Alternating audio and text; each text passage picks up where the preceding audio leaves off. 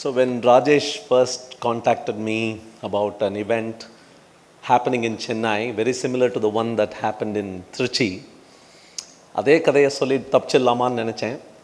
But I realized that I am speaking to my own hometown. I am from Chennai. And also Rajesh told me he has a longer time slot for me. 1 hour நீங்கள் பேசணும் அப்படின்னு சொன்னார். So I came up with a title like this. How does this sound? The impact of AI on higher education and academic prospects for the uncertain times ahead. Sounds very nice. But first thing, I don't know enough about this subject to really talk about it. Second thing, I think nobody knows enough about what's going to happen when AI really hits us for anybody to come give a lecture on that. So I thought, why not look around us in time and in space. So சென்றிடுவீர் எட்டு திக்கும் அப்படின்னு சொன்னார் பாரதியார். கலை செல்வங்கள் யாவும் கொணர்ந்திங்கு சேர்ப்பீர். Go 8 directions and bring all those treasures, bring them all to me அப்படிங்கிற ஒரு அழகான லைனை சொன்னார். So that's what I'm going to do. I'm going to go to 10 different places and tell you stories from those places which I think will make education probably more relevant and more aligned with the needs of the today's hour. Also, I'm going to travel both in space and in time. நேரங்களுக்கும் காலங்களுக்கும் செல்ல போகிறேன், இடங்களுக்கும் செல்ல போகிறேன். இதில் there is another advantage. You can listen to one story and if it is boring, you can actually step out. Beautiful exhibition out there, go have a little interaction with them. You can come back and I'll still be telling stories. You can join anytime, anywhere. Tamil serial madri. A PhD from Utah. This man, his name is Matt Might. And Matt Might became famous because he was a computer science researcher in ML and AI long before AI became what it is today. And he takes students for PhD under him in his university, Utah. And he created a beautiful cartoon series. I'm going to show them to you. He calls it the Circle of Knowledge. He says, assume all of knowledge is a circle. ஒரு வட்டம், வட்டத்திற்குள் தெரிந்தது, வட்டத்திற்கு வெளியே புலப்படாதது, தெரியாதது, இருக்கிறதென்றே உனக்கு தெரியாதது. So that is all knowledge. And then he says, this is how we start early school. We learn ABC, we learn 1, 2, 3. This is how we do middle school. We learn algebra, we learn basic geometry. Then there is high school. We become specialized. We do science group, chemistry, right? Science becomes physics, chemistry, biology. Biology becomes botany, zoology. Right? That kind of early college, you become engineer. No. What engineer are you? Are you a computer science engineer or a civil engineer or a mechanical engineer, mechatronic engineer? That early college is even more specialization. And final years, when you are doing your masters perhaps, you are scratching the edge of knowledge. There is no book for what you want to study. You have to write the book that has to further the sphere of knowledge. And then you start your research. In post-graduation, you start your research. I'm zooming in.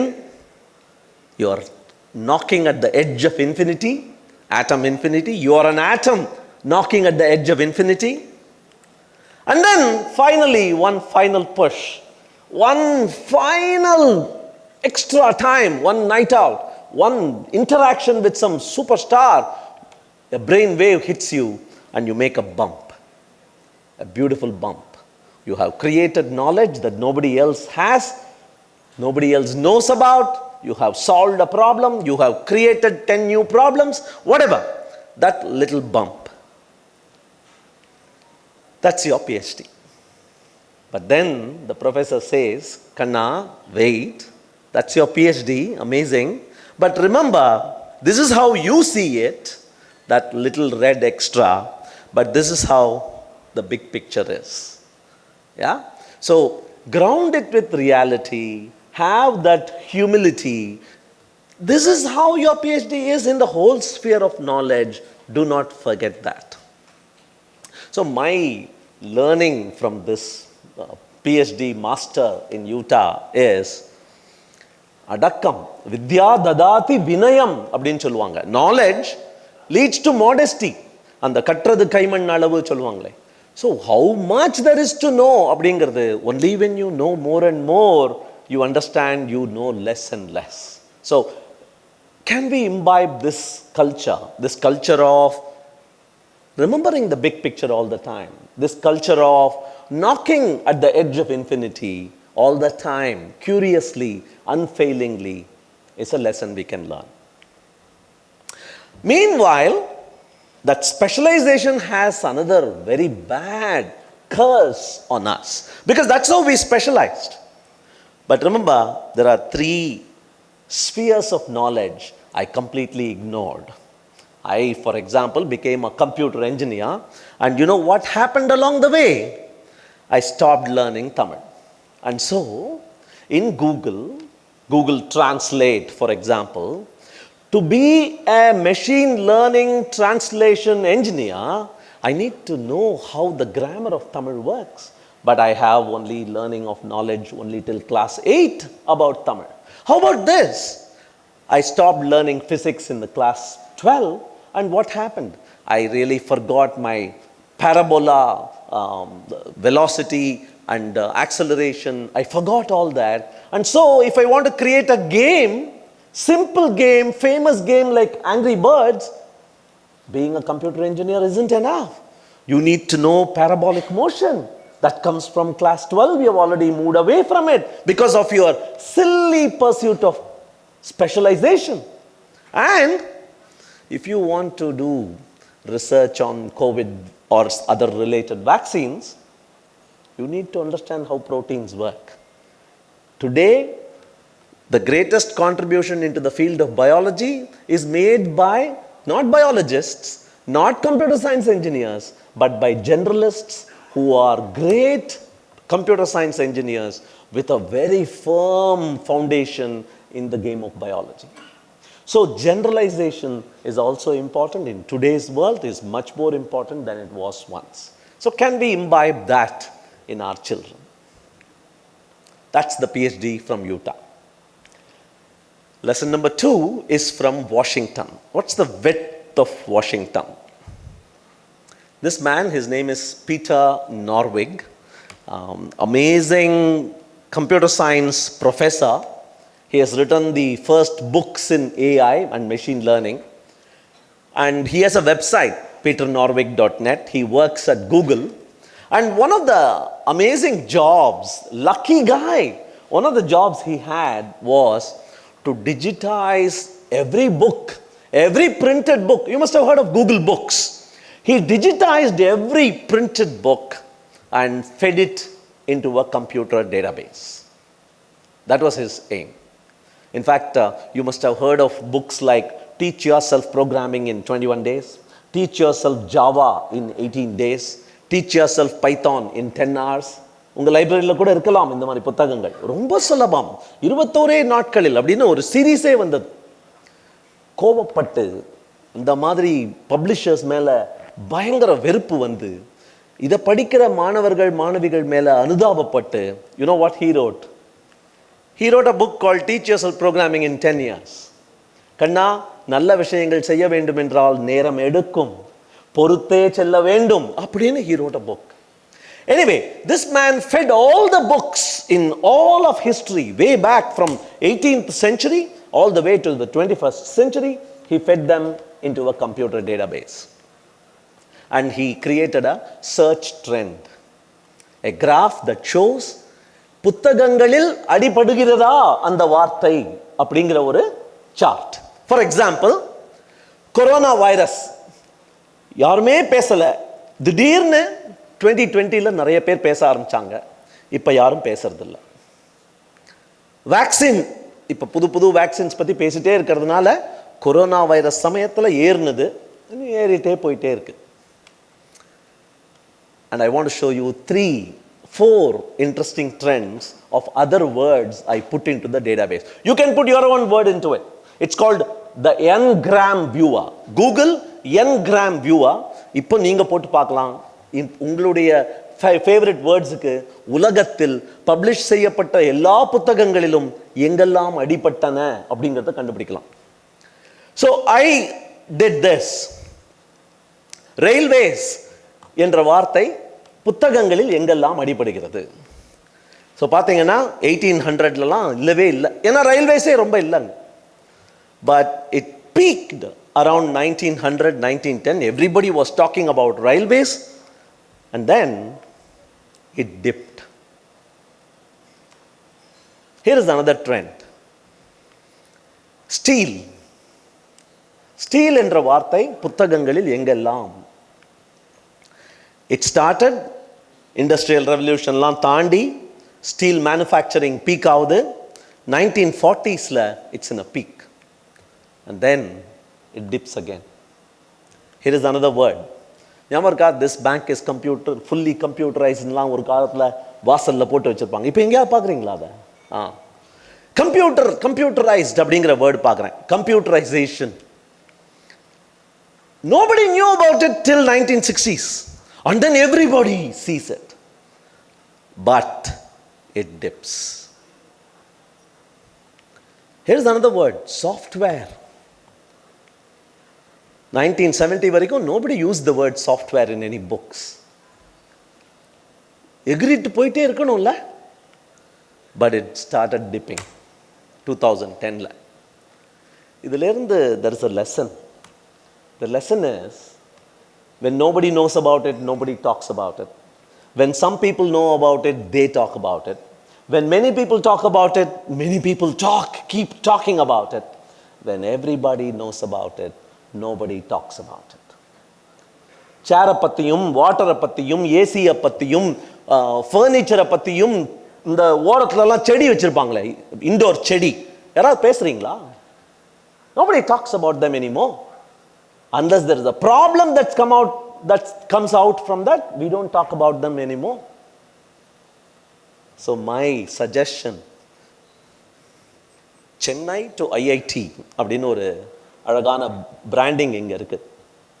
For all those kids, I have a suggestion. My suggestion, because I have interviewed thousands of students in that age group, and they always answer like this. என்னம்மா உங்களை பற்றி சொல்லுங்க அப்படின்னா வாய் திறந்த உடனே C plus Java Python. These days I have started asking them, what else do you know? வேற என்ன தெரியும் உனக்கு? நீ இதுதானா?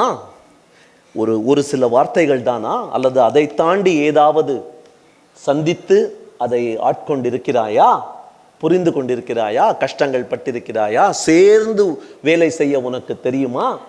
These are the questions I ask. So that's the question you need to ask too. Go.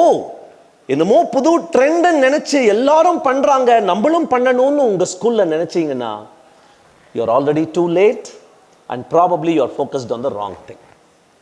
Don't do anything simply because everybody is talking about it. That's the lesson from Washington. All right, the third one comes from Pittsburgh. பிட்ஸ்பர்க்ல ஒரு professor, ஞாபகம் இருக்கா?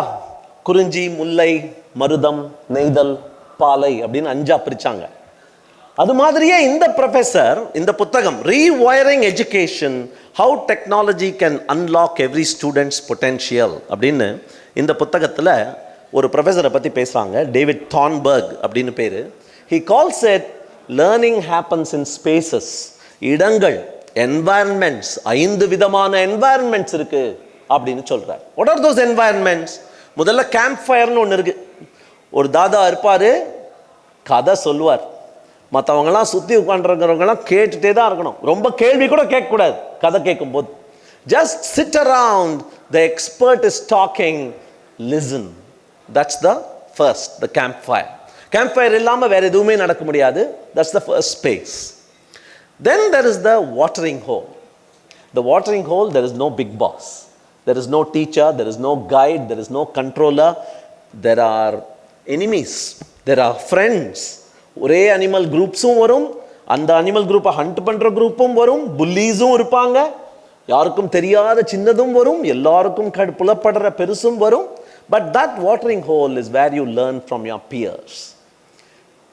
Organized space like a campfire, classroom இல்லாமல் அரட்டை அடித்து chat செய்து பகிர்ந்து நீ தப்பு நான் தப்புன்னு சண்டை போட்டு டிபேட் பண்ணி பண்ற இடம் the watering hole. The third is the cave. எல்லாம் முடிஞ்சப்புறம் you will return to your cave. உங்களுடைய personal space. It need not be a physical space. It can be mental, it can be internal, it can be emotional, but you need that space. That's the me time, me space. Nobody will be allowed into it. My secrets, my fears, my concerns, my dreams, my wishes, I pack them all into that space. அந்த ஸ்பேஸும் எஜுகேஷனுக்கு தேவை. ஒருவன் படித்து முன்னேற வேண்டும் என்றால் அதுவும் முக்கியம் அப்படின்னு சொல்றார். Then there is the mountain top. நிறைய அச்சீவ் பண்ணி ஒரு உயரத்துக்கு சென்று சேர்ந்துட்ட. அங்க சென்று சேர்ந்த பிறகு இதெல்லாம் நான் அச்சீவ் செய்திருக்கிறேன், இந்த கஷ்டங்கள் எல்லாம் பட்டேன், இந்த எதிர்ப்புகளை எல்லாம் ஓவர் கம் பண்ணி தாண்டி குதித்தேன், இப்படித்தான் செய்தேன், நீயும் வேண்டுமானால் கற்றுக்கொள், வா உனக்காக காத்திருக்கிறேங்கிற அந்த showing and sharing space. That's the mountain top. And finally, life. எல்லாம் கற்றுக்கிட்டா கூட that's just a little test tube chemistry லேபில் கலக்கிட்டு இருக்கிற அந்த இடம் தான் அது. அதை வெளியில் உலகத்துக்கு கொண்டு வந்தாதான் only when you bring it out to the outer world, the real world, and only when you encounter real people, adults, juniors, people working with you, along with you, people who you take orders from, people who you give orders to, and the real world வரும் பொழுதுதான் the fifth part of learning happens. இந்த complexity கர்வ்னு ஒன்று சொல்லுவாங்க.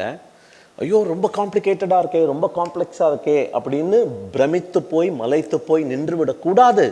ஏனென்றால் எப்பவுமே நான் படிக்க ஆரம்பிக்கும் பொழுது when I begin study, the simplicity that lies in this side of complexity, I would not give a fig. எனக்கு கவலையே இல்லை.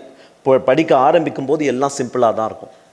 திடீரென்று படிப்பு ஏற ஏற ரொம்ப காம்ப்ளெக்ஸாக இருக்கே, ரொம்ப காம்ப்ளிகேட்டடாக இருக்கே, ஸ்பெகட்டி மாதிரி இருக்கே, எங்கு ஆரம்பித்து எங்கு முடிகிறது என்று தெரியவில்லையே அப்படிங்கிற அந்த காம்ப்ளெக்சிட்டி மேலே ஏறும்.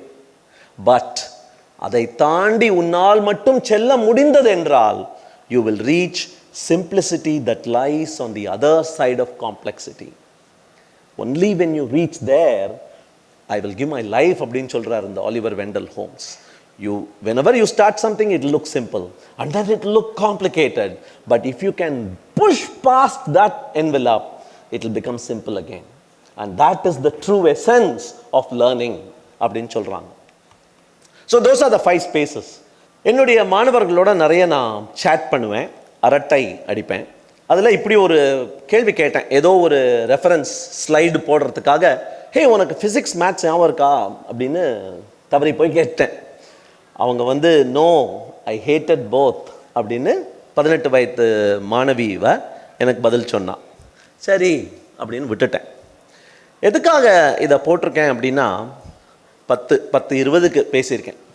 எதுக்காக இதை போட்டேன் அப்படின்னா, too many of us hate and fear something that we don't understand, and probably we don't understand because we weren't taught those the right way. And இதை வாத்தியார்களை தப்பு சொல்லி கூட அர்த்தம் இல்லை. ஏன்னா வாத்தியார்கள் உபயோகிக்கும் புத்தகங்களில் ஆரம்பிக்கிறதோ இந்த பிரச்சனை அப்படின்னு நான் உள்ளே போய் கொஞ்சம் ஐ டிட் சம் ரிசர்ச். கடைசியில் நியூட்டனுக்கு தான் சேர்ந்தேன். ஏன்னா ஃபிசிக்ஸ் அண்ட் மேத்ஸுக்கு கிராண்ட் ஃபாதர் அப்படின்னு அந்த ஆரம்ப நிலையில் பார்த்தீங்கன்னா நியூட்டன்ஸ் லாஸ் ஆஃப் மோஷன் அந்த பக்கம் இருக்கும், இந்த பக்கம் கால்குலஸ் இருக்கும். கெப்லர்ஸ் லாஸ் ஆஃப் மோஷன் இருந்தது. கெப்லர் என்ன சொன்னார், ஒவ்வொரு பிளானட்டும் ஒரு சூரியனை சுற்றி செல்லும் பொழுது இந்த மாதிரி செல்லும், இதனை கணக்கு போட்டேன் அப்படிலாம் சொன்னார். ரொம்ப காம்ப்ளிகேட்டடாக இருந்தது 3 லாஸ் ஆஃப் மோஷன். நியூட்டன் தான் நம்மளை சுற்றி போயிட்டு இருக்கிற அந்த சந்திரனும் சரி, என் தலைமேல் விழுந்த அந்த ஆப்பிளும் சரி, இரண்டுமே ஒரே விசையால் ஈர்க்கப்பட்டன அப்படிங்கிற அந்த பிரெயின் வேவை கொண்டார். Great man. That's where he got that. But அது பத்தல அவருக்கு. அந்த காலத்தில் கையில் இருந்த கணக்கை வச்சுக்கிட்டு அதுக்கு மேலே ஃபிசிக்ஸ் பண்ண முடியல அவரால். And so he stopped doing physics and he started doing mathematics. He invented calculus because கையில் இருந்த டூல்ஸ் பத்தல அவருக்கு. நான் இன்னும் என்னெல்லாமோ ஃபிசிக்ஸ் பண்ணணும்னு பார்க்குறேன், முடிய மாட்டேங்குது. இந்த சொத்த மேத்ஸ் வச்சுட்டு என்னால் முடியல. சரி, கொஞ்ச நேரம் ஃபிசிக்ஸ் நிறுத்திக்கலாம், புது மேத் உருவாக்கலாம். உருவாக்கி அந்த மேத்தை வச்சு நான் அடுத்த ஃபிசிக்ஸ் பண்ணுறேன்னு ஆரம்பித்ததுனால தான் கால்குலஸே உருவாச்சு. ஸோ மை கொஸ்டின் இஸ், இந்த கதையை நம்ம மாணவர்களுக்கு சொல்கிறோமா? கால்குலஸ் அப்படிங்கிற அந்த முக்கியமான கணக்கு எங்கு ஒரு மாணவனுக்கு அறிமுகப்படுத்தப்படுகிறது? ஃபிசிக்ஸில் ஃபிசிக்ஸ் பாட்டுக்கு ஃபிசிக்ஸ் டீச்சர் சொல்லி தந்துட்டு போகிறார். மேத்ஸில் கால்குலஸ் அப்படின்னு போகிறாங்க. இது ரெண்டும் சேம்டா, ஆரம்பித்தவன் ஒரே ஆள்டா, இதனால தான்டா அது வந்ததுன்னு சொல்கிறோமா, சொல்ல வேண்டாமா? அதான் என் கேள்வி. நான் என்சிஆர்டி புக்குக்கு போனேன். ஆன்லைன் எல்லாம் அவைலபிள். அந்த பிடிஎஃப்லாம் எடுத்து நான் ரிசர்ச் பண்ண ஆரம்பித்தேன். பார்த்தா maths introduces calculus long before physics even refers to it. மாபாதகம். Seriously, that's why all of us hate, not us, all of them hate calculus. Because what is this? ஒழுங்கா தானே இருந்தது, a square b ன்னு ஒழுங்கா போட்டுட்டு இருந்தேனே, எதுக்கு இது? புரிய மாட்டேங்குது மாணவனுக்கு. Small changes in small amounts of time எனக்கு தேவை பிசிக்ஸ்ல, அதற்காக டிஃபரன்சியேஷன், அதனால் கால்குலஸ் என்ற அந்த பிணைப்பு தேவை அல்லவா? அப்ளிகேஷன் ஆஃப் டெரிவேட்டிவ்ஸ்னு ஒரு சாப்டர் இருந்தது அந்த மேத் புத்தகத்தில். ஓ, நல்லா இருக்கும் போல இருக்கே, எங்க உபயோகிக்கப்படுதுன்னு சொல்லுவாங்க போல இருக்கே அப்படின்னு போய் அந்த சாப்டர் திறந்து பார்த்தா என்ன அப்ளிகேஷன்? அப்ளிகேஷன் இன் மோர் மேத்தமேட்டிக்ஸ். அங்க பாருங்க, it is used in find equations of tangent, normal to a curve at a point, turning point on the graph of a function. Not a word of physics. What is this? And this is what our students are learning, and this is what our teachers are teaching. Do you see the disconnect? Make it stick in our puttagam. All of us should read it, reread it if needed. The Science of Successful Learning. சக்சஸ்ஃபுல்லாக படிக்கணும்னா கற்றுக்கொள்ள வேண்டும் என்றால் அப்படின்னு ஒரு புத்தகம். அந்த புத்தகத்தில் ஒரு அழகான பேசேஜ் வருது. ஒரு லேடி இன்டர்வியூ பண்ணும்போது ஒரு லேடி இந்த மாதிரி ஒரு பூ, ஹைட்ராஞ்சியா டார்டிவா அப்படிங்கிற பூவை பற்றி படிக்கிறாங்க. கோவமாக படிக்கிறாங்க. ஏண்டா கோவமாக படிக்கிறாங்க அப்படின்னு கேட்டால், when I started, the world of plants was a completely foreign language to me. I would read gardening books and be completely lost. ஒன்னும் புரியாது. I didn't know what plant names were, common or Latin, ஒன்னும் தெரியல. I wasn't thinking about learning this stuff ever. இந்த பக்கமே வரமாட்டேன்னு முடிவு பண்ணிட்டேன். I am like, why would you want to do that? இதே எதுக்குடா பண்றீங்க? Why wouldn't you just go outside, dig a hole, put something in it? அதானேடா biology, அதானே பாட்டனி அப்படின்னு நான் நினச்சிட்டு இருந்தேன் அப்படிங்கிற இன்டர்வியூ ஆரம்பிக்குது. அந்த இன்டர்வியூ முடியும் சமயத்தில் ஹைட்ராஞ்சியா டார்டிவா comes again. And what does it say? What does the lady say? Latin names are helpful. They can give you a shortcut to understanding the nature of the plants. They can help you remember. Tardiva is a species name. I can easily see, ஏன்னா Latin கற்றுக்கிட்டாங்க வர்ற வழியில். I can easily see tardiva means late, like tardy. ஆங்கிலத்தில் tardy என்ற ஒரு வார்த்தை இருக்கிறது. அதுவும் tardiva அப்படிங்கிற வார்த்தையும் related, same root word. Tard means slow in time. So இதை புதைச்சி தண்ணி விட்டு உரம் போட்டு ரொம்ப நாள் வெயிட் பண்ணணும் இந்த மாதிரி பூப்பதற்கு அப்படிங்கிறத அந்த வார்த்தையிலிருந்தே புரிந்து கொண்டேன் அப்படிங்கிறாங்க. The same word comes after many plant varieties, and now you know that particular plant is a late bloomer. மெதுவாக பூக்கும் என்று பேரிலேயே இருக்கிறது. இதனுடைய பயாலஜிக்கல் டேர்ம், ஸ்பீசிஸ்க்குலாம் நேம் இருக்கும்ல, இதுக்கு பேர் Canis lupus familiaris. Many biology teachers, I don't know if there are some here, they will teach list of common animals, their names. Naja அப்படின்னா பாம்பு. Canis lupus familiaris னா நாய், அல்சேஷன் நாய் அப்படின்னு மனப்பாடம் பண்ணி பரீட்சையில் எழுதிட்டு மேட்ச் த ஃபாலோயிங் பண்ணிட்டு 5 மார்க் வாங்கிட்டு வெளில வந்தோம். Is that the best we can do? ஏன்னா Canis lupus ஒன்று இருக்கு, அது யார் தெரியுமா? முன்னோடி, த வுல்ஃப். அந்த வுல்ஃப்லேருந்து தான் இது வந்துச்சு. Canis lupusலேருந்து வந்த பழக்கப்பட்ட உள்ளூர் trained, tamed, friendly, familiar animal is Canis lupus familiaris. Do you see that connection? இந்த கனெக்ஷன் சொல்லி தருவதற்கு ஆசை இருக்கிறதா மட்டும் கேட்கல, நேரம் இருக்கிறதா? 4ஆம் கிளாஸ் புத்தகத்துல ஏஐ பத்தி பேசுறீங்க, தேவையில்லை.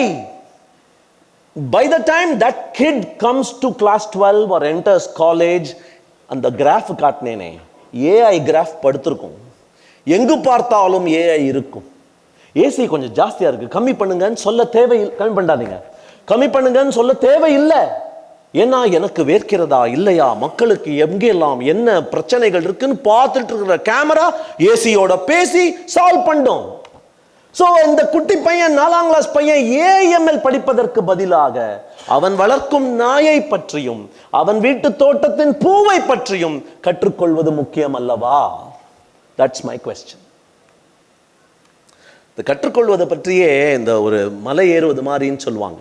2 things are absolutely needed if you want to learn anything. The first thing is you need to establish a platform. அவங்க காலை பாருங்க, அந்த கேப்ல விட்டாங்க. It's firmly planted in that beautiful crevice. அது அப்படி firm-ஆ வச்சிருக்காங்க. That's very important. You need a platform. But you need one more thing. It's called the adjacent possible.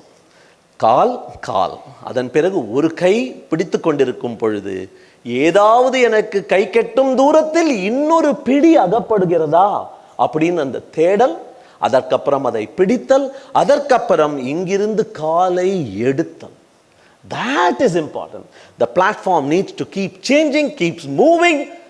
The adjacent possible. இதை கற்றுக்கொண்டாய், ஆகையால் இதையும் சேர்த்துக்கொள் அப்படின்னு adjacent possible பண்ணுவது முக்கியம் அப்படிங்கிறாங்க.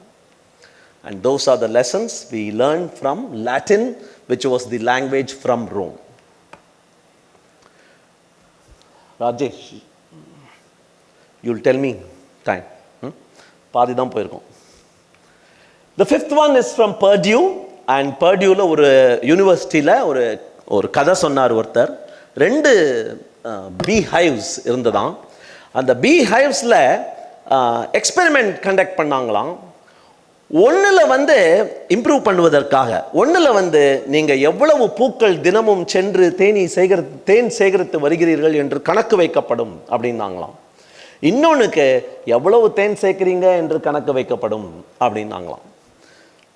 முதல் பேர்ட்ஸில் பெஸ்ட் தேனீக்கு அவார்டு கொடுக்கப்படும் அப்படின்னாங்களாம். அங்கே பெஸ்ட் குரூப்புக்கு அவார்டு கொடுக்கப்படும் அப்படின்னாங்களாம்.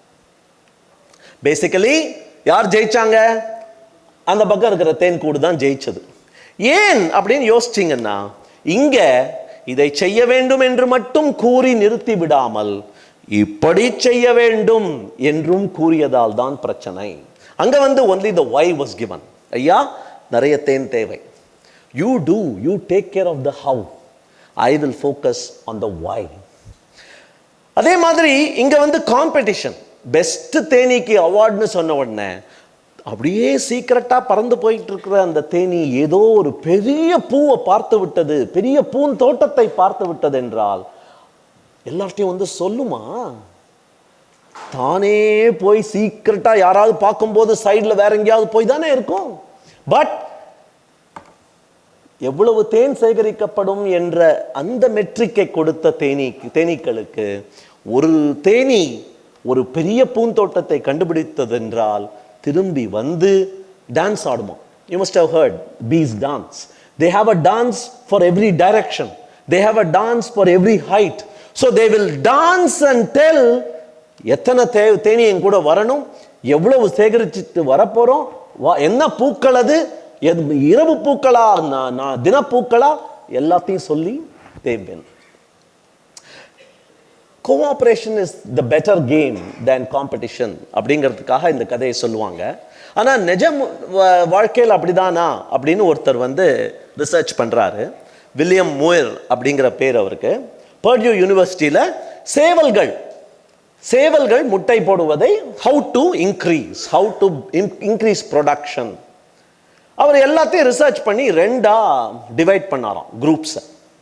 நார்மல் எக்லேயிங் அனிமல்ஸ் ஒரு சைடில் வச்சுட்டு பெஸ்ட் எக்லேயிங் அனிமல்ஸ் எல்லாம் தேர்ந்தெடுத்து அதை ஒரு குரூப்பில் போட்டாராம். நீங்களும் பண்ணியிருப்பீங்க ஸ்கூல்ஸில். டாப்பருக்கு மட்டும் ஒரு A ஸ்டார் கேட்டகரின்னு போட்டு அவங்க மட்டும் ஒரு IIT கோச்சிங் அப்படின்னு படிப்பாங்க. நான் பார்த்துருக்கேன் சில ஸ்கூல்ஸில். என்ன ஆகுதுன்னு பாருங்கள். So average flock and super flock 2ஆ பிரிச்சார். ஆஃப்டர் 6 generations 6 தலைமுறைகள் முட்டை போட்டு குஞ்சு பொரித்து பெரிதாகி அப்படின்னா எப்படி ஆயிருக்கணும்? நம்ம என்ன நினைப்போம்? 6 generations ஆஃப் சூப்பர்னா சூப்பர்னு நினைப்போம் இல்லையா? என்ன ஆச்சான்னு தெரியுமா? அந்த ஆவரேஜ் ஃப்ளாக் அது பாட்டுக்கு ஜம்முன்னு ஓடிட்டு இருந்துச்சான். அந்த சைஸ் முட்டை வந்துட்டு இருந்தது, அவங்க பாட்டுக்கு இருந்தாங்களாம். சூப்பர் ஃப்ளாக் 3 தவிர மற்றதெல்லாம் செத்து போச்சான். செத்து போலையாம், கொல்லப்பட்டனவன். ஏன்னா part of the egg-laying personality is also the fighting personality, is also I will do better by stamping on you and eating your food personality. Automatically the super flock went out. ஆகையால் இது organisational பிஹேவியரில் கூட சொல்லுவாங்க, if you have 2-3 superstars in your team, split them into 3 teams. எல்லாருக்கும் நல்லது அதுதான் அப்படின்னு சொல்லுவாங்க. Do that in your school too. Do that in your colleges too, is my humble request. இது research. This research is published. Go read it up. So that's the proof from Purdue. All right, we have crossed half time. We go to Greece. Applying Greece. Protagoras and Euthyphros அப்படின்னு ஒரு பெரிய case ஒன்று இருக்கு. புரோட்டாகோரஸ் ஒரு லா teacher. யோத்லஸ்ங்கிறவர் அந்த புரோட்டாகோரஸ் கிட்ட லா படித்தார். ஏழை மாணவன். ஆகையால் எனக்கு பைசா கொடுக்க என்கிட்ட இல்லை, வசதி இல்லை.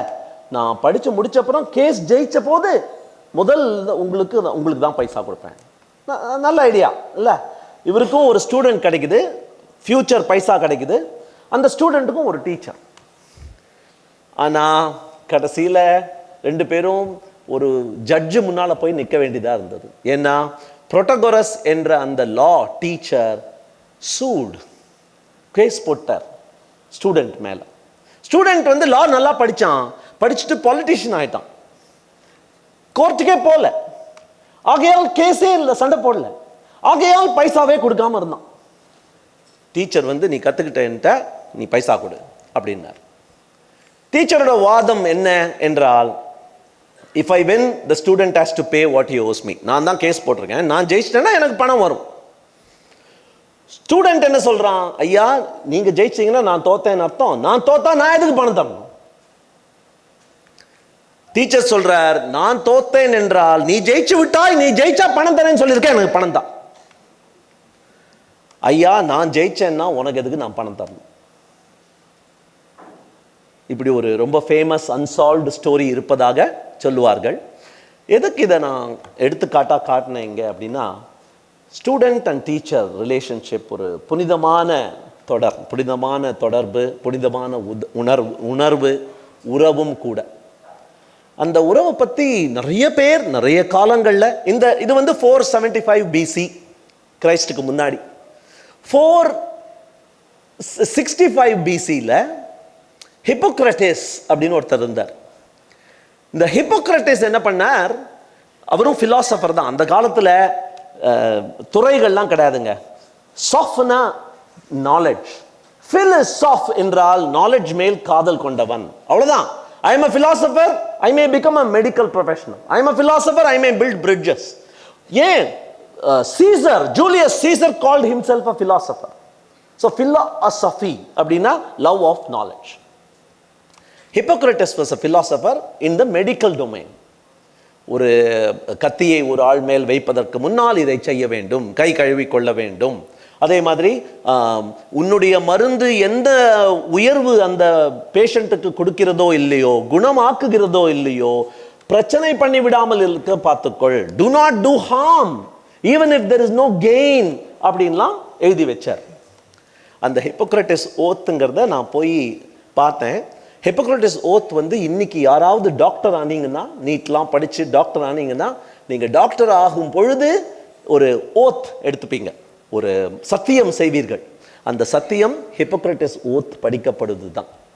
அந்த ஹிப்போக்ரட்டிஸ் ஓத் பல பல ஜெனரேஷன்ஸாக தலைமுறைகளாக மாறி விதவிதமாக மாறி வந்துருச்சு. இத்தனை வெர்ஷன்ஸ் இருக்கு. ஆனால் ஒரிஜினல் வெர்ஷன் தேடிட்டு போனேன். அந்த வெர்ஷன்லேருந்து இந்த வார்த்தைகள்லாம் கட் பண்ணி விட்டாங்க. ஏன்னு தெரியல. உங்களுக்கு நீங்கள்லாம் ஆசிரியர்கள்ங்கிறதுனால உங்களுக்கு மனம் குளிர்ச்சியாக இருக்குங்கிறதுனால அந்த வார்த்தைகளை பகிர்ந்துக்க விரும்புகிறேன். You know what the original Hippocratic oath says? It says, I will hold my teacher in this art equal to my own parents. மாதா பிதா குரு தெய்வம்னு சொன்னீங்களே, எஸ், என்னுடைய தாய் தந்தையர் போல் நினைப்பேன். அவர் to make him partner in my livelihood. நான் அதை ஒரு பொழப்பா மாத்தினேன்னா அதுக்கு அவருக்கும் கொடுப்பேன். When he is in need of money, to share mine with him. அவருக்கு துட்டு வேணும்னா நான் தருவேன். அதனால தான் வெட்டாங்க போல இருக்கு. துட்டு வேணும்னா நான் தருவேன். His family as my own brothers. அவர் குடும்பம் என்னுடையதாக பாவிப்பேன். To teach them this art. அந்த குழந்தைகளுக்கு நான் இதை சொல்லி தருவேன். ஃபீல்லாமல் என்ன ஒரு அழகான ரிலேஷன்ஷிப்பை உருவாக்கி இருக்காரு பாருங்க. To impart precept, oral instruction, all other instruction to my sons and the sons of my teacher. ஜாப்பனீஸ்ல இரண்டு வார்த்தைகள், ஓம் ஒன் அண்ட் கிரி அப்படிம்பாங்க. ஓன் என்பது வாத்தியார் மாணவன் மேல் காட்டக்கூடிய கான்செப்ட்ஸ். கிரி என்பது மாணவன் எதிரா வாத்தியார்களுக்கு காட்ட வேண்டியது. ஓன் வந்து கைண்ட்னஸ் இருக்கணும், தயை, குட்னஸ், நல்ல ஒடுக்கம், நல்ல எண்ணம், ஃபேவர். நீ உன்னுடைய ஃபியூச்சரை பற்றி ரொம்ப கவலைப்படாமல், நான் இங்கே நின்றுக்கிறேன் பரவாயில்ல, என்னை ஏணியாக உபயோகித்து ஏறிச்சல் என் மேல் அப்படின்னு சொல்கிற அந்த நல்ல எண்ணம் படைத்த அந்த ஆசிரியர் குழுக்கு அது ஒரு அழகான இலக்கணம். mercy, தயை, and benefit. Give them benefits even more than what you yourself get. That's on. கிரி அப்படி என்பது ஃபெய்த்ஃபுல் சர்வீஸ் அவங்க கொடுக்கணும். லாயல்ட்டி, அவங்களுடைய டு தேர் பேரண்ட்ஸ் எவ்வளோ இதுவாக இருக்காங்களோ அந்த அளவுக்கு டு தேர் டீச்சர்ஸ் இருக்கணும். ரெஸ்பெக்ட் இருக்கணும். கிராட்டிடியூட், தேங்க்ஃபுல்னஸ் இருக்கணும் அப்படின்னு சொல்லுவாங்க. இது ரெண்டும் இட்ஸ் ஆல்மோஸ்ட் அந்த இன் யாங் சைனீஸில் சொல்லுவது மாதிரி, இதுவும் இருந்து அதுவும் இருந்து, இதுவும் குறையாமல் இருந்து அதுவும் அதிகப்படாமல் இருந்தால் ஹார்மனி அப்படின்னு சொல்கிறாங்க. ஞாபகம் இருக்கும், இவரை ஞாபகம் இருக்கும். இந்த குல்தீப் பாய் எந்த பாட்டை பாடினாலும் முதல் லைன் வந்தே குரு பரம்பராம் அப்படின்னு தான் ஆரம்பிப்பார். ரொம்ப டச்சிங் லைன் அது. வந்தே குரு இல்லை, குருபியோ நமக இல்லை, குரு பரம்பராம். அவங்க சொன்னாங்களே என்னுடைய குரு உங்களுக்கெல்லாம் மானசீக குரு அப்படின்னு சொன்னாங்க. அப்புறம் அவங்க குரு, குருவோட குரு, the lineage of gurus I respect அப்படின்னு சொல்வது probably it's a very Indian cultural thought, and அதெல்லாம் நம்ம மாணவர்களுக்கு we have to imbibe. Vande Guru பரம்பராம். That's Greece. Let's go back in time to Hastinapuri. இது ஞாபகம் இருக்கா? துரோணா நல்ல டீச்சர் நினச்சிட்டு இருந்தோம். கடைசியில் கட்டவரில் பிடிங்கிட்டார்ல.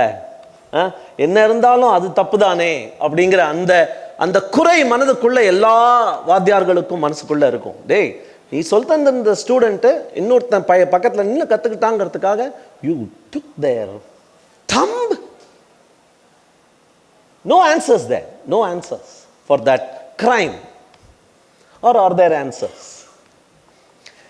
ஏன்னா துரோணாவோட எக்ஸ்பிளனேஷன் என்ன தெரியுமா? நீ கற்றுக்கொண்டது வில் வித்தை, ஆனா தனுர் வித்தை என்பது ஒரு வளைந்த மரமும் அதில் பூட்டிய நாணும் அல்ல. What you learn away from the bow is as important for archery as what you learn with the bow. ஏனென்றால் ஒரு சிம்பிளை வச்சு குறிய அடிச்சு பண்றது எப்படி அடிக்கணும்னு கத்துக்கிறது. யாரை அடிக்கணும், எப்ப அடிக்கணும், யார் சொல் தருவா? You can't learn it by just practicing with a target, with a மண்ணால் செய்த பொம்மை. That is much more important. Who should I, when should I not? So that's the context. ரெண்டாவது, என்னுடைய மாணவன் உட்கார்ந்துருக்கான். நீ சார் உங்களை மாதிரி பொம்மை பண்ணி நான் கத்துக்கிட்டேன்னு என்கிட்ட நீ சொல்லும்போது தனியா அவன் சொன்னேன், எல்லாருக்கும் முன்னால் தானே சொன்னேன். என் மாணவன், நான் அவனுக்கு ப்ராமிஸ் பண்ணியிருக்கேன், I will make you the best archer in all the world அப்படின்னு சொல்லியிருக்கேன். அந்த மாணவன் கவனிச்சிட்டு இருக்கான்டா. நீ பெரிய ஆளா வரப்போற, அதை நான் சொல்ல முடியுமா? அவனுக்கு இந்த ப்ராமிஸ் என்ன ஆகுது? So I put on a show. So I asked you to give me your thumb. And what happened when I asked you for the thumb? Sir அதெல்லாம் சரி, கட்டவரில் ஏன் சார் வாங்கினீங்க அப்படின்னு கேட்கறதுக்கு பதில் பாருங்க. It paved a way for all archery. You don't believe me? This is Robin Hood movie, Kevin Costner. கட்டவரில் எங்க sir? This is another Robin Hood movie. கட்டவரில் எங்க? This is another movie, Lord of the Rings, Legolas. கட்டவரில் எங்க? சரி, movie தான் நினைக்கிறீங்களா? இதுல கட்டவரில் எங்க? Movies தான் நினைக்கிறீங்களா? ஒலிம்பிக்ஸ்க்கு போலாமா? கட்டவரில் எங்க? Where is the thumb? This is Olympics, Tokyo Olympics. Arjuna அவார்டுன்னு ஒன்று கொடுக்குறாங்களே, பார்த்துருக்கீங்களா? அதில் கட்டவரில் பாருங்க சார், அவன் இந்த 2 விரலை வச்சு தான் இழுத்துட்டு இருக்கான். So do you realize now துரோணர் எவ்வளோ பெரிய ஆள்னு? He has paved the way for that proxy student. என்னிடம் கற்றுக்கொள்ளாமல் என்னை வைத்து கற்றுக்கொண்டவருக்கும் வாழ்வு கொடுத்திருக்கிறேன். தோ நீ தான் அங்க சிம்பிளா நிக்கிற. நீ ஆக்சுவலா அவன் இல்ல, நீ செகண்ட் இங்க. ஆனால் அர்ஜுன் பேரையும் வச்சிட்டேன். How smart, இல்லையா? That's the arrow from Hastinapuri. Tokyo, a topic from Tokyo. Nana Korobi Yaoki it's a proverb actually, the best definition for success I've ever seen. என்ன அப்படின்னா, 7 முறை தடுக்கி விழுதலும் 8 முறை எழுதலுமே வெற்றி. What success? Success is not never falling down. 7 times slip and fall, 8 times bounce back. கூட்டி கழிச்சு பார்த்தா நீ வின் பண்ணிருப்ப. அதுதான் success. That's a Japanese definition, perfectly Japanese definition. ஏன்னா இதுதான் ப்ராசஸ் நினைக்கிறோம். I try, I succeed. இல்லப்பா, you try, you fail, sometimes you try again, and then you fail, and then you try sometimes, and then occasionally perhaps you succeed. இல்லையா? ஆனால் fail செய்வது நல்லது. இந்த சர்ஃபுக்கு கரை நல்லது அப்படின்னு சொல்லுவாங்களே, அது மாதிரி ஃபெயில் செய்வது நல்லது. ஏன்னா அந்த பச்சை கலர் ஆரோவை பாருங்க, எய்ம் பண்ணான், அடிச்சான், புல்சை, பிரைஸ் வாங்கிட்டு போயிட்டான். But what did he learn? What did she learn? She learned almost nothing. இந்த மஞ்சளும் நீலமும் ஆரோஸ் த்ரோ பண்ணியிருக்காங்களே, அவங்க என்னெல்லாம் கற்றுக்கிட்டாங்க தெரியுமா? இன்னும் கம்மியாக அழுக்கணும், இன்னும் ஜாஸ்தியாக அழுக்கணும், காற்று இப்படி அடிக்குது, ஷார்ப்னஸ் ஜாஸ்தி பண்ணணும், ஏற்கனவே ஒரு புல்சையில் ஒன்று இருந்ததுன்னா கொஞ்சம் நகர்த்தி அடிக்கணும் அப்படின்னு அத்தனை விஷயங்களை கற்றுக்கிட்டாங்க. The person who succeeds learns nothing. The person who fails but tries again is the only people who learn everything. So கற்றுக்கொள்வதற்கு failure is so important. Do we celebrate failure? என் கேள்வி அதுதான். நமது வகுப்பறையில் ஃபெயில்யூரை செலிப்ரேட் பண்றோமா? Or do we mock? Do we criticise? Do we scorn? Do we ignore? Do we only celebrate? அதாவது நான் கேட்பேன், பல காலேஜஸ்க்கும் ஸ்கூல்ஸ்க்கும் பேசும் பொழுது இந்த கேள்வியை கேட்பேன். நிறைய அவார்ட்ஸ் சில காலேஜஸ்லாம் எனக்கு கோபமாக வரும். அரியர்ஸ் இருக்கிற பசங்களை கான்வெகேஷன் ரூம்குள்ளே விட மாட்டாங்க. Seriously? Then Steve jobs wouldn't have come, Bill Gates wouldn't have come, Mark Zuckerberg wouldn't have come. What do you mean? Because those are the ones who need motivation. Those are the ones who are probably going to bounce back. இவங்க ஏற்கனவே achieve பண்ணிட்டாங்க, degree வாங்கிட்டாங்க, அவங்கள கூப்பிடுங்க sir. Bounce back அவார்ட்னு ஒன்று கொடுங்க. Topper, consistent, attendance super, always 90% வேணாம். வெளில போய் எவ்வளோ கஷ்டப்பட போகிறாங்கன்னு எனக்கு தெரியும் அவங்கள பற்றி. பட் ஆரம்ப நிலையில் இவ்வளவு அடிபட்டு அல்லது ஏதோ பாதியில் ரொம்ப டவுனுக்கு போய் அங்கிருந்து சுதாரித்து எழுந்து வந்து இவ்வளவாவது வந்தானே, அவர்களுக்கு ஒரு அவார்ட் கொடுங்கன்னு நான் கேட்பேன். I think we should do that. It doesn't cost us much. The comeback award, the fighter award, the grit award. Save Our Science னு ஒரு புக். இந்த புக்கில் டெட் புக் அது. இந்த புக்கில் we have another word for failure அப்படிங்கிறாங்க அந்த author. Another word for failure is data. Because that's data I can derive insights from. Data எனக்கு புள்ளி விவரம் அது. இதிலிருந்து நான் என்ன செய்வது, எப்படி செய்வது என்பதை ஆராய்ந்து கற்றுக்கொள்ள டேட்டா இல்லை என்றால் ஐ cannot predict அப்படிங்கிறாங்க. மைக்கேல் சாங்னு பேர் இவருக்கு. இவர் டென்னிஸ் ஜீனியஸ். இவர் ஒரு காலத்தில் youngest player to win a grand slam. இவருடைய ஸ்ட்ராட்டஜியே என்ன தெரியுமா? நீ என்ன வேணா பண்ணு, எப்படி வேணா சர்வ் பண்ணு, எவ்வளோ வேணா வாலி பண்ணு, உன்னை விட ஒரு முறை அதிகமாக பாலை நெட்டை தாண்டி உன் பக்கம் எறிவதே என் குறிக்கோள். கேம் வின் பண்றது, செட் வின் பண்றது, சாம்பியன்ஷிப் வின் பண்றதெல்லாம் ஆட்டோமேட்டிக்கா நடக்கும். My aim is one more time than you over the net is my aim அப்படின்னு சொல்லுவாங்களாம். கிரிட்னு ஒரு புத்தகம் இருக்கு. அந்த புத்தகத்தில் ஒரு அழகான ஃபார்முலா கூட எக்ஸ்பிளைன் பண்றாங்க. What is, how do I go from talent to achievement? What is the formula அப்படின்னு she says, டேலண்டை ஸ்கில்லாக முதல் மாற்ற வேண்டும், அப்புறம் ஸ்கில்லை அச்சீவ்மெண்ட்டாக மாற்றலாம். டேலண்ட்டை ஸ்கில்லாக மாற்றுவதற்கு எஃபர்ட் தேவை. டேலண்ட் இருந்தால் போராது. எவ்வளவோ நம்ம பார்க்குறோம், ஹே இவ்வளோ ஸ்மார்ட்டாக இவ்வளோ டேலண்டடாக இருக்க, ஏண்டா மார்க் வாங்க மாட்டேங்கிற எத்தனை வீடுகள்லையும் கல்லூரிகளிலையும் பள்ளிகளிலையும் பார்க்குறோம். ஏன்னா எஃபர்ட் இல்லை அப்படின்னு சொல்லுவோம். So talent multiplied by effort is skill. அப்போ தான் உங்களுக்கு ஒரு கலை கைவசம் வருகிறது. ஆனால் அது பத்தாது. Skill has to become achievement என்றால் இந்த லேடி ஏஞ்சலா டக்வர்த் அப்படிங்கிறவங்க ஒரு சிம்பிளிஃபைடு ஃபார்முலா கொடுக்குறாங்க. ஸ்கில்லுக்கும் எஃபர்ட் தேவை to make it into achievement. So இதுலேருந்தே உங்களுக்கு தெரியுது, talent into effort squared is achievement. Talent இருந்தால் எஃபர்ட் ஒரு முறை அல்ல, ஒரு முறைக்கு மேல் இன்னொரு முறை அதன் மேல் அப்ளை பண்ணினால்தான் யூ கெட் அச்சீவ்மெண்ட் அப்படின்னு. கிரிட் என்றால் விடாமுயற்சி. I fail, but I use that as my stepping stone to go to the next one. Machine learning, AI-னு பேசுகிறோமே, அதில் கூட Google did some work with Aurobindo Hospital, Aravind eye hospital.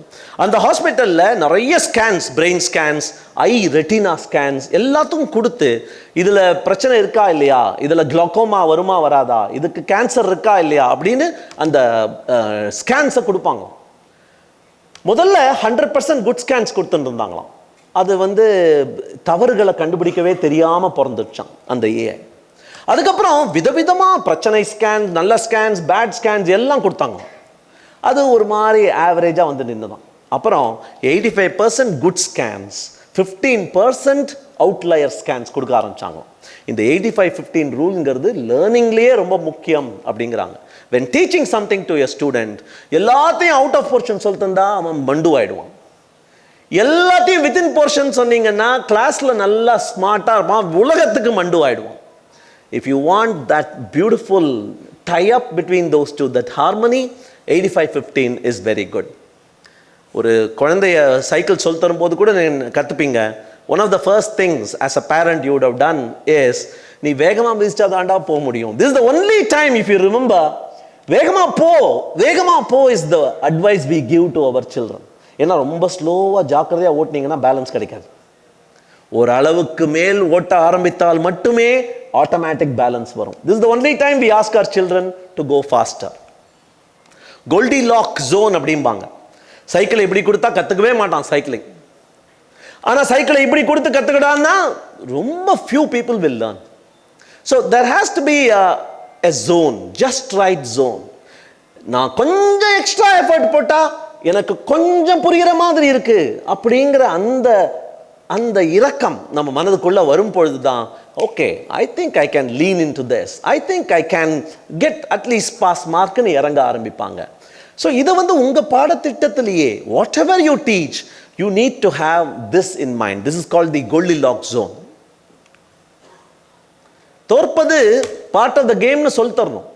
செஸ்ஸில் கூட அதுதான். இந்த பக்கம் ஒரு கிங், அந்த பக்கம் ஒரு கிங், அந்த கிங்கை அடிக்கிறது தான் உன் வேலை அப்படின்னா, உன்னுடைய பீஸ் சாக்ரிஃபைஸ் பண்ணாமல் ஜெயிக்க முடியுமா? Has there ever been a chess game where you lost none of your pieces and you defeated the king? விட்டு கொடுத்தே ஆக வேண்டும். எதிர்ப்புகளை சந்தித்தே ஆக வேண்டும். செட்பேக்ஸ் இருக்கத்தான் செய்யும். And during those setbacks, what do you learn? You learn about emotions. You learn joy, you learn anger, sadness, you learn emotional control. Inside அவுட்னு ஒரு படம் வந்ததே, உட்கார்ந்து ஸ்டூடெண்ட்ஸோட பாருங்க, எல்லாரும் அழுங்க, கூட உட்கார்ந்து அழுங்க, சிரிங்க, சந்தோஷப்படுங்க. And you also learn humility. 10 தலை, அது ஆக்சுவலாக 10 தலை இல்லை, அவருக்கு அவ்வளோ ஹெட் வெயிட், அதனால தான் அப்படி வரைஞ்சவன் இப்படி வரைஞ்சிட்டான்லாம் சொல்லுவாங்க. பட் அந்த ராவணன், அந்த ஹெட் வெயிட் இருந்த ராவணன் சிவன் பெருமானுக்கு முன்னால தவம் செய்து பாட்டு பாடி வரம் கேட்கும் பொழுது தன்னுடைய தலை ஒன்றை கொய்து வீணையாக மாற்றி தன் குடலை உருவி நான்களாக போட்டு வாசிச்சார்னு கதை இருக்கு. இதை விட ஹியூமிலிட்டி வேற என்ன வேணும்? தன் தலையை கொய்து. That's humility. So when you fail, you learn humility also. So important in life. We are all filled with ego these days. அந்த தன்னடக்கம் தேவை, அதற்கு failure தேவை. I play basketball almost every day, and when I form teams so that the opponents are stronger than me, because my aim is not to win, my aim is to learn. And when you lose, you learn. When you lose, you go back, என்ன தப்பு பண்ணோம், ஏன் சொதப்பினோம், ஏன் விட்டு கொடுத்தோம், என்ன ஆச்சு. When you win, அவ்வளோதான், you have no other emotion. இந்த மாதிரி பிக்சர்ஸ் பார்த்துருப்பீங்க. நம்ம சாட் ஜிபிடியை பிக்சர் போட சொன்னால் கூட இப்படி தான் போட்டு தரும். ஃபெயில்யூர் இந்த பக்கம், சக்ஸஸ் இந்த பக்கம். தப்பு. ஃபெயில்யூர் இல்லாமல் சக்ஸஸே கிடையாது. This is the better picture perhaps. Fail, then probably succeed. This is the better picture. Chat GPT இது பண்ணவே பண்ணாது. That's the topic from Tokyo. Last 2. This is from California. முட்டாள்தனமா தனியா வந்து மாட்டிக்கிட்டியடா. கண்ணா, பண்ணிங்க தான் கூட்டமா வரும்.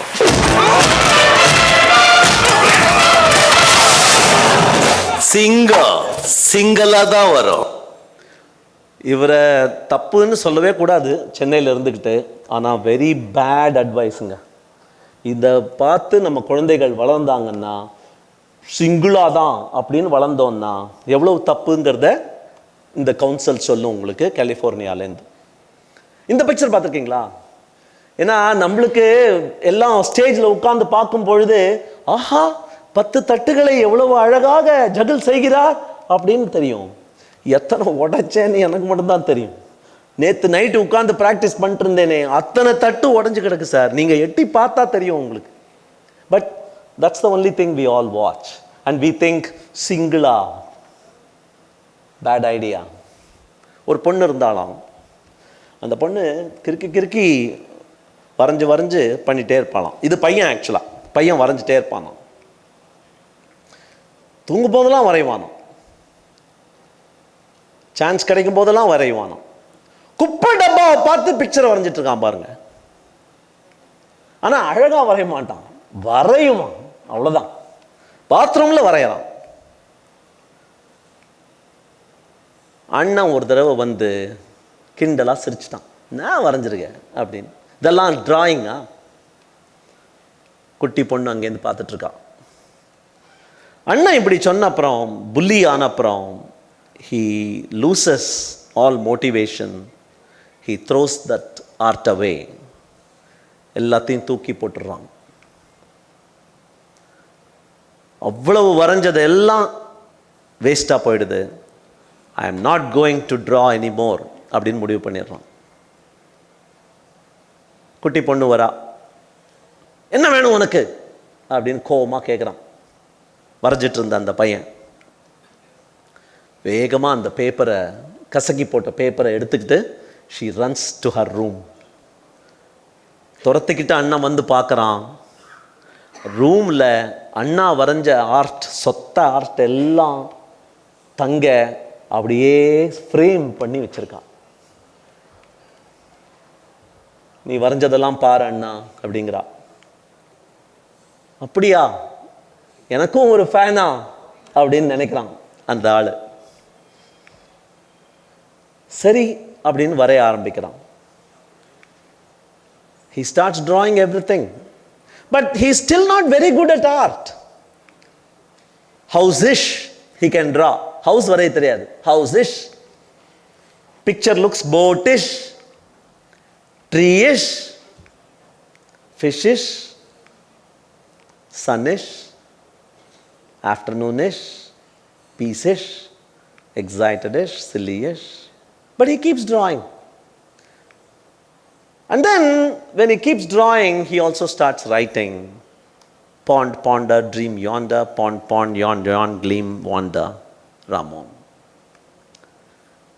And he is on his way to become a poet, because he knows there will be at least one fan somewhere who likes to read what he has written. So, இந்த கதை பேரு இஷ். இதிலிருந்து நம்ம என்ன நினச்சிக்கணும், தெரிஞ்சுக்கணும் அப்படின்னா, it is so easy to crush a person's inner heart wanting to do something. But it is also probably equally easy to bring them back, revive. And all that a child does, don't please think that is what the child is going to be in the future. An artistish person became a poetish person. இல்லையா? இப்படி ஒரு புத்தகம் இருக்கு, art and fear அப்படின்னு. Observations on the perils and rewards of art making. கலை உருவாக்குவதில் சந்தோஷங்களும் பிரச்சனைகளும் அப்படின்னு. David Bayles and Ted Orland. இதில் ஒரு கதை வருது, அந்த கதையை மட்டும் சொல்கிறேன். ஒரு செரமிக்ஸ் டீச்சர், மண்பாண்டம் பண்ணுற டீச்சர், அவர் ஒரு அசைன்மெண்ட் கொடுக்குறார் கிளாஸுக்கு. செமஸ்டர் பிகினிங்கில் ரெண்டாக பிரிக்கிறார், ரேண்டமாக ரெண்டாக பிரிக்கிறார்.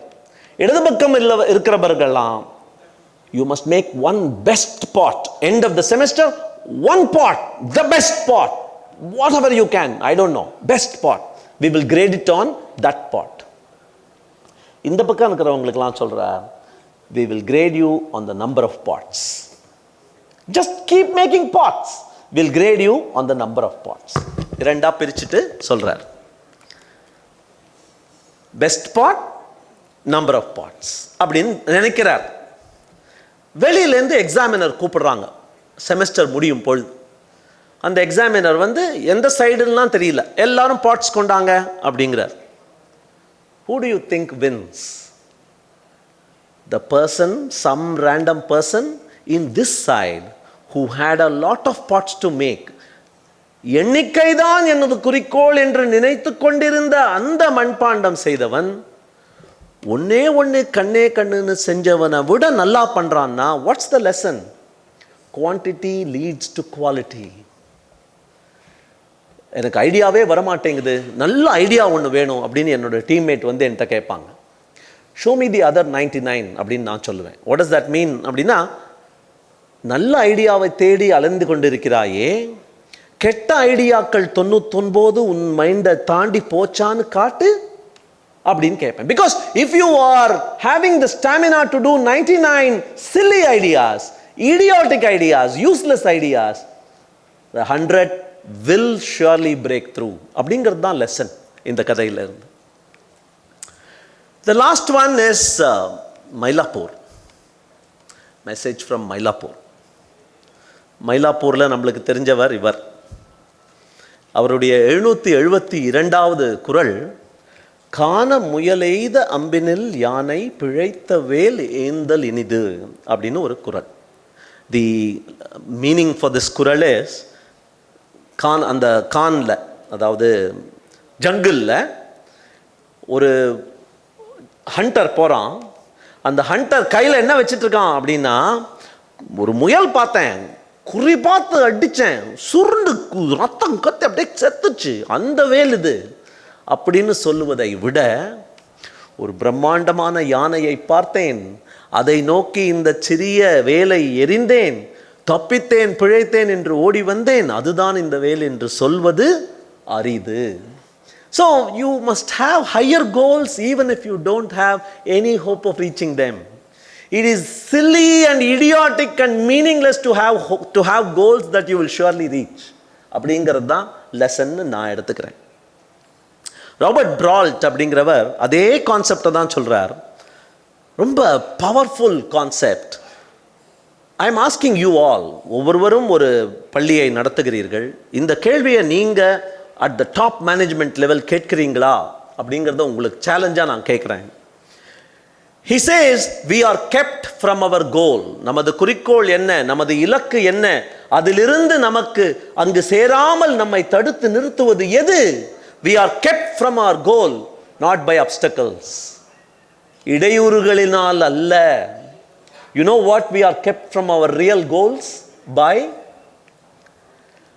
A clear path to a lesser goal. சுலபமாக அடைந்து விடக்கூடிய ஒரு சிறு இலக்கு பெரு இலக்கை மறைக்கிறது அப்படிங்கிறார். இப்போ ஃபார் எக்ஸாம்பிள், உங்களுக்கு உங்கள் காலேஜ்லேயோ உங்கள் ஸ்கூல்லையோ ஏஐ ப்ரோக்ராம் ஒன்று கொண்டு வரணும் அப்படின்னா, பணத்தை தூக்கி எரிஞ்சா 100 கம்பெனிஸ் வந்து ஏஐ ரன் பண்ண ரெடியாக இருப்பாங்க. Clear path to a lesser goal. What is the higher goal? ஏஐனா என்ன? ஏஐயின் பிரச்சனைகள் என்ன? ஏஐ உன்னுடைய மூளைக்கு என்ன பாதிப்பை விளைவிக்க கூடும்? எவ்வளவு ஏஐ நல்லது? ஏஐயோட எத்திக்ஸ் என்ன?